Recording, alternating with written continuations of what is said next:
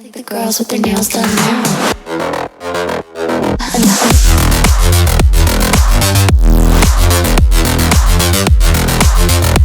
Girls with their nails done. The girls with their nails done.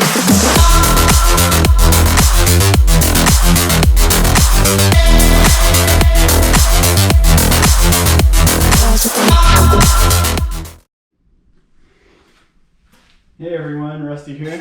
As you can see, we got the motor up, we got the car in. It's time to see if the motor is going to fit in that rearward mounting location. I hope it does. If not, we can put it on the front one and continue as normal. I'm going to try to stab this in without the having to cut that drive shaft loop out. But I probably will have to cut it out if I want to get this motor in that rear mounting position. But we'll see what we can do. Got to get a few more things out of the way over here on the car. There's a little bit of stuff in the way for me to drag this engine hoist over. But I think I should be able to drag it on around. You know, push it in, turn the corner, and start stabbing it in. If that drive shaft loop, like I said, is in the way, I'll have to remove it. I don't know. We'll see what happens. We'll see how close it gets without it being taken out. So, stick around.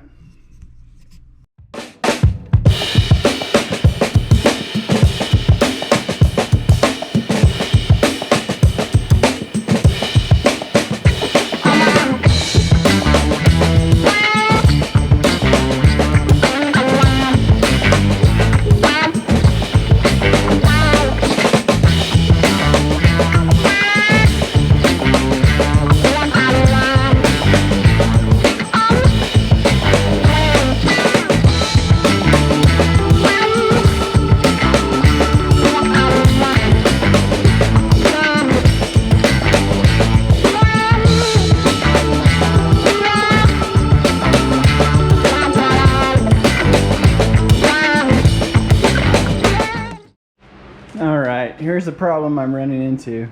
My motor mounts that I have from the previous project are a little too wide. There's no holes here, plus they're too wide, hitting on the upper A arm, and on the other side hitting on the steering shaft. Plus I can't get this thing scooted back far enough with these body panels on.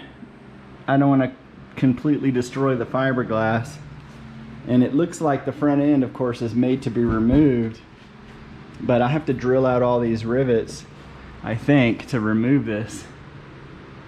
It doesn't look like there's any super easy way to remove it. I think I have to drill out these rivets, and then I might be able to slide the whole front end off, which I don't want to do that. So what I'm going to do is I'm going to cut those motor mounts down, and then see if I can't shimmy it into place by whatever means possible, just to get an idea. I'm not going to be able to get it all the way to the rear position, that's for sure, unless I totally take this thing apart, which I don't want to re-engineer this whole car if I don't have to. So that's the current problem I'm working, but it's not impossible. I can maybe extend my lift, but I mean my engine hoist, but that's going to get a little bit dangerous as well, so I don't really want to do that if I don't have to. So this is where we're at.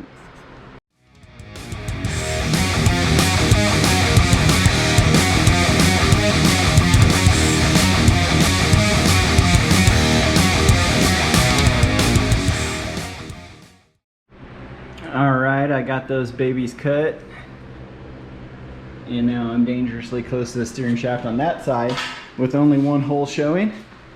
But on this side, you can see I got several inches, right? So I'm going to slide this baby over and slowly put it down and see where that gets me. I think it's going to be all right. And the transmission is not going to be in the way of that drive shaft loop, so we will maintain a drive shaft loop for safety, of course, not because we're lazy. So let's go ahead and get this baby in there.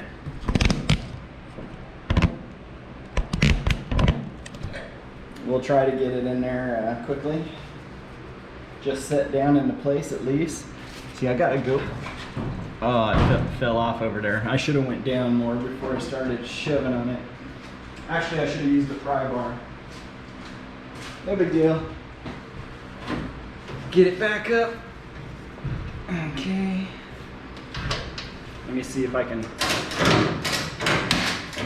No, that ain't gonna work.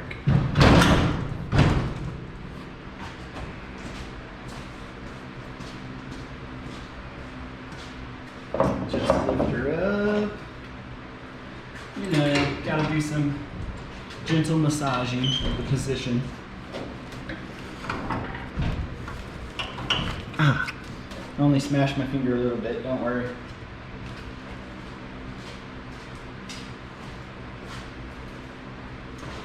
Okay, this is much better over here for sure.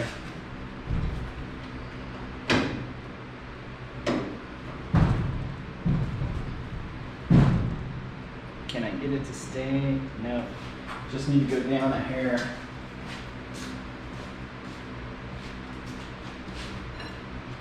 This is a job that's much better with two people, but I don't have two people. It's just me by myself, working on cars and talking to YouTube.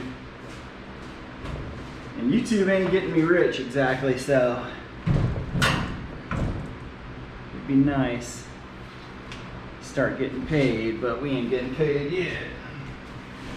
We're getting paid, but I mean, I make like $1 a day. That's definitely not going to help me afford any of these hobbies.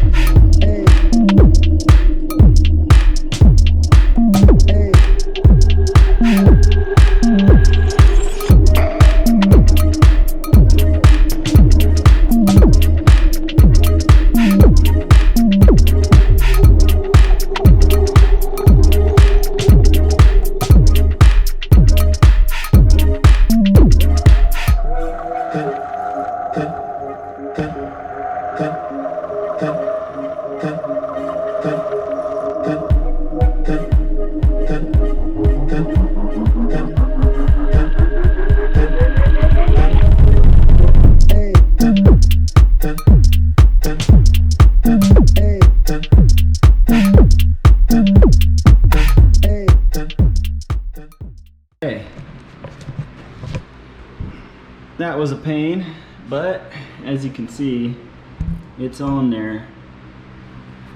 I'll release the engine hoist here in a moment.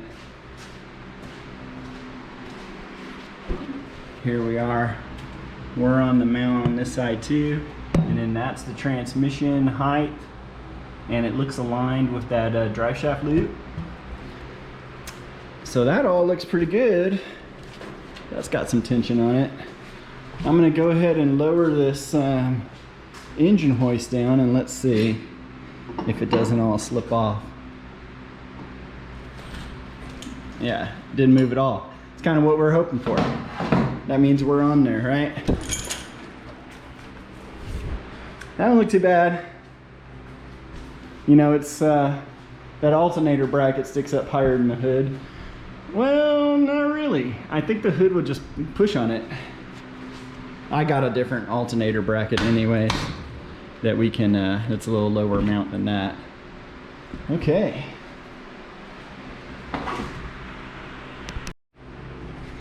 Okay everyone, thanks for watching. I wanted to see how that motor was gonna slip in.